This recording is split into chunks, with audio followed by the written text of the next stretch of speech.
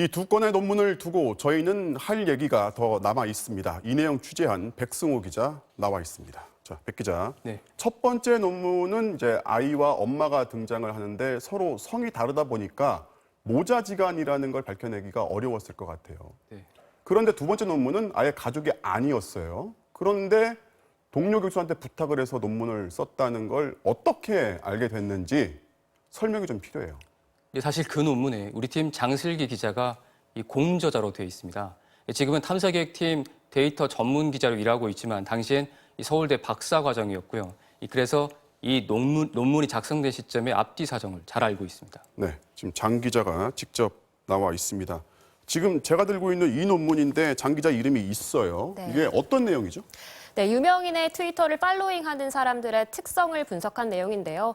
동료 대학원생과 함께 데이터 분석을 했습니다. 그리고 논문은 처음부터 끝까지 지도 교수였던 한 교수가 거의 다 썼습니다. 그런데 지금 장 기자가 제1저자로 돼 있어요. 네, 논문 제출을 한 교수가 직접 했기 때문에 저도 출판이 되고 나서야 제가 일저자인지 알았습니다. 그러니까 저자 순서는 한 교수한테 전권이 있었다 이런 얘기인 것 같습니다. 맞습니다. 그런데 이 학생이요, 미국에서 학교를 다닌 걸로 알고 있는데 직접 만나본 적이 있습니까? 네, 제 일정표도 그렇고 기억도 그렇고 논문과 관련해서는 2014년 12월 31일 오전 10시에 서울대 연구실에서 만난 게 유일합니다. 그러면 이 학생은 이 논문에서 어떤 역할을 했던 거죠?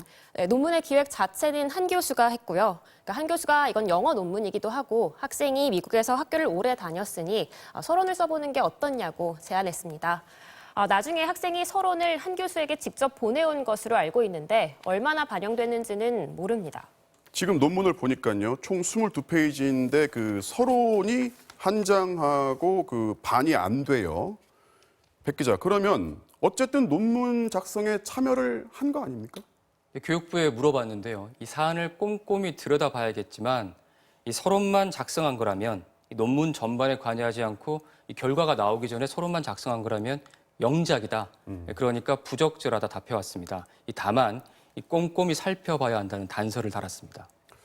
그런데요, 장 기자, 사실 어떻게 보면 장 기자가 고등학생 저자 논문에 도움을 준 당사자란 말이죠. 그리고 제1저자예요. 네, 맞습니다. 당시에도 이런 일까지 해야 하나, 참 해도 너무한다라는 생각도 했지만 둔감했던 것도 사실입니다. 한 교수가 부모에게 입시가 얼마나 중요한데 이럴 때 도와주면 크게 도와주는 것이라고 했을 때 아차 싶었습니다. 이 말에 대해서 한 교수 반론도 들어봐야죠. 오늘 갑작스레 문자 메시지가 여러 차례 왔는데 보면 본인 기억으론 부모의 심정이 그럴 거라는 일반론적인 얘기가 아니었을까 생각한다고 보내왔습니다. 또 순수한 동기였다고 강조했습니다. 자, 백 기자, 그런데 일부 시청자 입장에서는요, 장 기자가 제1저자로 이름을 올려놓고 이제 와서 고백을 하는 게 이른바 이해충돌에 해당하지 않겠느냐. 그리고 당사자가 보도에 참여를 하는 게 언론 윤리에 맞냐. 이런 지적을 할 수 있어요.